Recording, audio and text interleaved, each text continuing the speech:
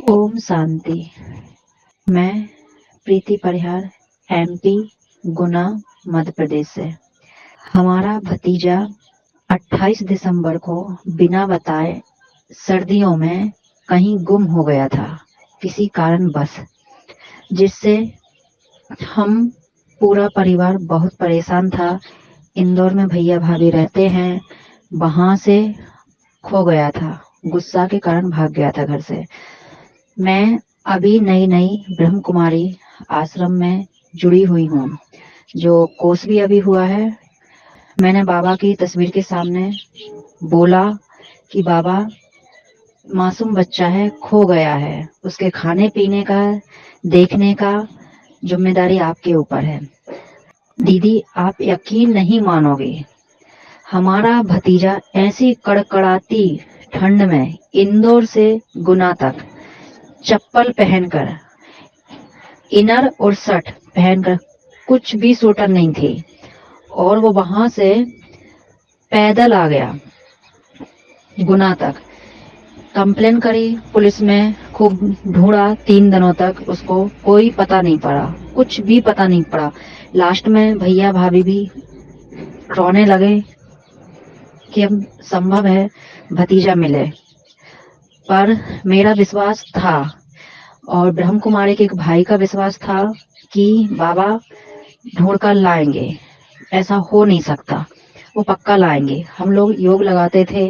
28 दिसंबर को जब भतीजा शाम के 7 बजे खोया था, 28 की पूरी रात वो पैदल चला, 29 को चला, 30 को शाम को 8 बजे, 6:30 बजे, थोड़ा थोड़ा अंधेरा हो रहा था, पैदल पैदल जब वो घर आ गया, तब हमें यकीन हुआ कि हाँ, वो जिंदा है। इसके बीच का अनुभव मैं बताती हूँ।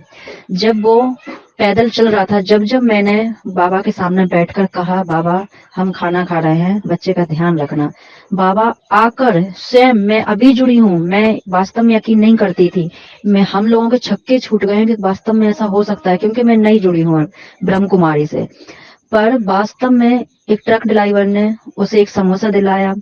फिर रास्ते में जो फुटपाथ पे छोटे छोटे से झोपड़ियां बनी रहती हैं, वहां पे वो लेट जाए और फिर आंख खुले, ठंड लगे तो उठकर वो पैदल चलने लगा। सुर्ग शौचालय जो होती है, वहां पे एक व्यक्ति ने उसको 2 रोटी खिलाई। फिर आ गया वो स्टेशन पे, मक्सी की स्टेशन पर, वहां कुर्सी पे बैठा था। इतनी बड़ी भीड़ में कोई किसी के लिए नहीं पूछता है, लेकिन जिस सीट पे मेरा भतीजा बैठा था, उसके जस्ट पीछे एक बाबा बहुत अच्छे साफ सुथरे तरीके से पगड़ी बांधकर बैठे और उन्होंने कहा, बेटा खाना खा लो। मेरा भतीजा बहुत शर्मीला है, उसने कहा, नहीं मुझे नहीं खाना। कहीं खा लो, कि नहीं मुझे भूख नहीं लग रही। वो बाबा ने खुद के लिए खाना निकाला, वो भतीजे को 2 रोटियां दे दी, उसने खाई। वो बाबा पगड़ी वाले चलते बन गए स्टेशन पे। ऐसे समय में कोई किसी को एक बिस्किट नहीं दे सकता है, लेकिन उनने खाना खिलाया, 2 टाइम उनने खाना खिलाया उसको। और वो पैदल पैदल चप्पल चप्पल ऐसी सर्दी में चप्पल पहनकर, कुछ भी कपड़े नहीं पहने, सुरक्षित घर आ गया। हम किस शब्दों में बताएं कि ना तो उसे किसी में रास्ते में पकड़ा, ना मारा, ना ठोका, वो सुरक्षित घर आ गया। मैं बहुत छोटे शब्दों में ये बात बोल रही हूँ, लेकिन ये सच्चा अनुभव है, हम बता नहीं सकते। पर हाँ, जैसे भतीजा आया था, गुना ब्रह्म कुमारी सेंटर गए, हमने भोग लगवाया, रेशमा दीदी को बताया, हमने भतीजे को लेकर गए और हमने जो बनता है वहां करवाया उसके नाम से। वो आज सही सलामत घर है। यानी कुल मिलाकर बाबा उसकी जान बचा कर लाए। 600 किलोमीटर से बच्चा पैदल पैदल घर आ गया। थोड़ी सी स्टेशन पे, मुझे याद नहीं आ रहा, एक स्टेशन से उसे ट्रेन मिली थी, तो वो 1 घंटे का सफर ट्रेन से करके आया, बाकी का वो पैदल आया।